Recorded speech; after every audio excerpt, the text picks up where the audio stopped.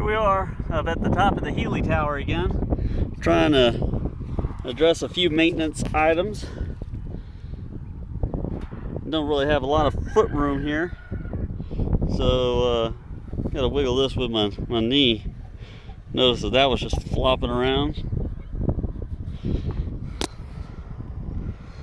Backed out a little bit of here. Can't see my screen very well, so sorry if I'm not showing what's going on. You can see how mismatched they are. So we're gonna address that. And I gotta reach my phone way out, so I might drop it.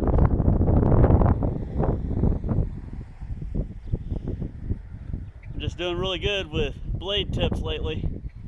I really hate that I've allowed those to be damaged. And what's worse is I knew that it was touching. You can see where it hit right there. Whenever I first put this tower together, it was supposed to be it was hitting there. That was supposed to be a little bit of a ladder. I thought that I would be able to climb up those loop rungs and then just grab onto this, and then I'd be able to work on my motor if I needed to. That didn't happen. Alright, so short video, because I can't film this while I'm doing the work.